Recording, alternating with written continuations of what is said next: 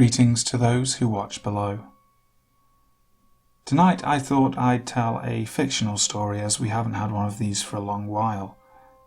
I know that some of you may not enjoy these, but I like to make sure that the content on this channel is very varied.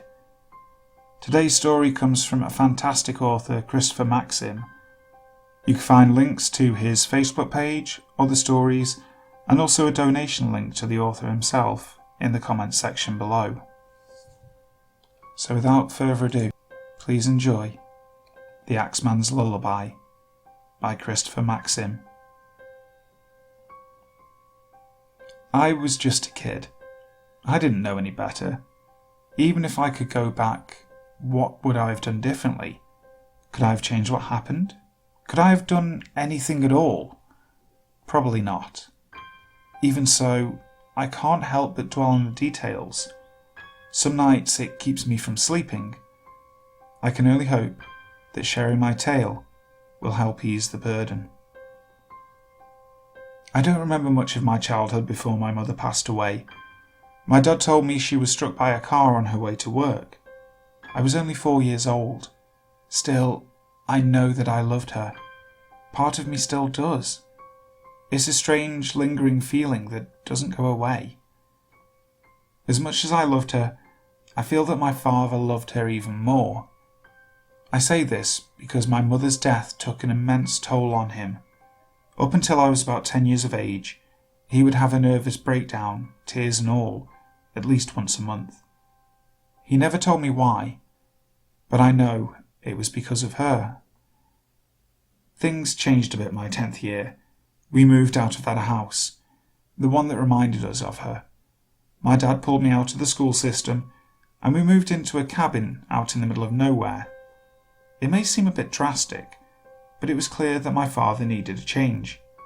He wasn't doing so well, and because of this, I didn't question his actions. From that point on, we lived a simple life. My dad took odd jobs here and there, and seeing as we lived up north, selling firewood was sufficient enough to supplement our income. That was my job. I would go out each morning with my dad's old axe and chop up some logs for our eager customers. It wasn't much of a life, but it was good enough for us. Comfortable with our new living situation, I was taken completely off guard one night when I heard the sound of crying coming from my father's room. We'd been doing so well, so why was he still in such dire straits? Before I could analyse the situation any further, I heard my dad get up and slam the door shut on his way out of the cabin. I was compelled to follow him. Peeking out the cabin's entrance, I saw my dad storm off into the woods, bringing with him an acoustic guitar. I'd seen the guitar before and knew my dad used to play, but I'd never seen him handle the thing. I figured that those years were behind him. Curious as to what he was up to, I followed him into the forest. I tiptoed, making sure to hide behind trees and avoid stepping on leaves as I went. Eventually, we came to a small clearing with a creek running through it. Near the creek was a stump where my dad sat down and adjusted himself until he was comfortable. He looked down at his guitar, closed his eyes, and began playing.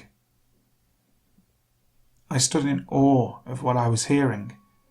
A haunting mixture of melodious vocals and the rustling of trees in the wind filled the forest. I knew he played, but I never knew he could sing. It was breathtaking, for lack of a better word. This went on as often as my dad had breakdowns in our previous house. Each night it happened, I would follow my dad out to the woods and listen to the beautiful song he'd seemingly written.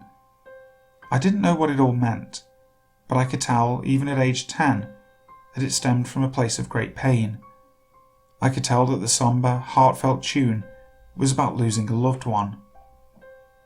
Whenever I tried to picture my mother, the image was always blurry and out of focus, almost as if what little memory I had of her was slipping away.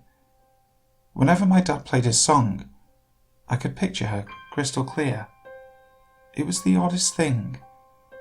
This brought me comfort and ultimately helped me come to terms with her death. I had hoped at the time that it was doing the same for him. Being 10 years old, though, it was hard to tell what was going through an adult's mind. Many months passed. The routine was nice for a while, but one night, everything changed. I heard the usual swing of the cabin door, followed by a swift crack against the door frame. It was very loud, signalling to me that my father was more distressed than usual. I hastily made my way to the door in an effort to follow him, but I stopped for a moment when passing his bedroom. The door was open just enough for me to see the guitar leaning up against his bed. How peculiar. I wonder why he'd left it behind. In truth, there was only one way to find out. My dad was already at the creek when I arrived. He sat on the stump, motionless and quiet. He was in a sulking position, and his eyes were closed. Without his guitar or voice, the forest around him was void of sound. The only thing I could hear was the water in the creek as it trickled by us. Soon enough, my father began singing. I could tell it was the same song he'd always sung, but it sounded off. Without his guitar, the voice was muddy and out of tune. There were some awkward highs and lows that made my stomach turn. Though his eyes were shut, I saw tears force their way out and watched as they swam down his cheeks. Eventually, he stopped singing and broke down crying. What happened in the following moments will stay with me forever. As my father wept, something strange happened. A milky white fog danced across the water. At first I thought my eyes were playing tricks on me, but eventually the white smoke gathered above the creek and took shape before my very eyes. It was a spirit. No ordinary spirit, mind you. It was my mother. My father stopped crying and instead began shivering. He opened his eyes and looked up to see the spectre. He almost fell backward in fear. The ghost of my mother reached out and began choking my father. His face went from red to blue before my mum stopped. He fell to the ground and vigorously gasped for air. I couldn't bring myself to lend a helping hand. I was stuck in a petrified state. My father began to crawl away, but it was no use. My mother began clawing away at him. She tore through his clothes and eventually his skin. I watched in horror as she reached into his body and ripped out vital organs. His bones snapped like branches. His blood tainted the water. His voice once again filled the forest, only now it was screams of agony.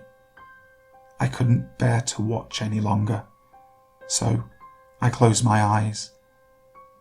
With eyes shut, I remembered the song my dad sang. I started humming it to myself, and just like that, I calmed down.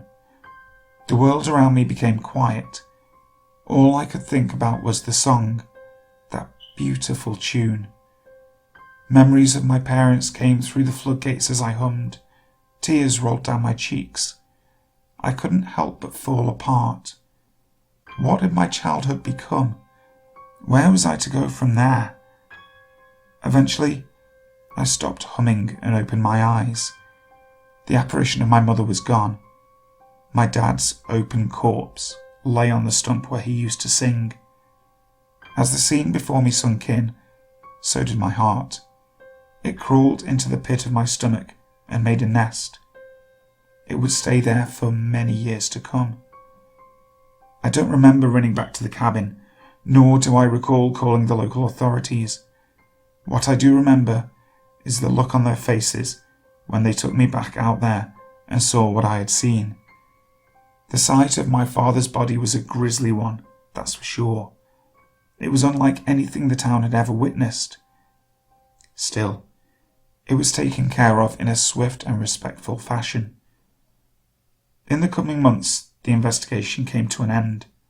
The true cause of my father's death was never determined, but that doesn't mean that there were no answers found.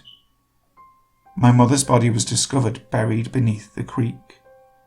My father's axe was determined to be the murder weapon. One of the theories floating around town was that my dad was the jealous type. They think that he convinced himself my mum was having an affair, and then he lost his marbles. Feeling guilty, he moved us out near the dump site so that we could be closer to her. I guess we'll never know the full story, but one thing is for certain. My mother had her revenge. Hey guys, thank you ever so much for listening to today's story. I really hope you enjoyed it as much as I did. Again, Christopher's links to his content and also a donation link are down in the description box below. Definitely check them out. He is by far one of my favourite authors, so be really interesting to revisit another of his stories later in the future. If you enjoyed this as much as I did, make sure to like, share, comment and subscribe to the channel, making sure to hit the notification bell so that you will know when the next story comes out.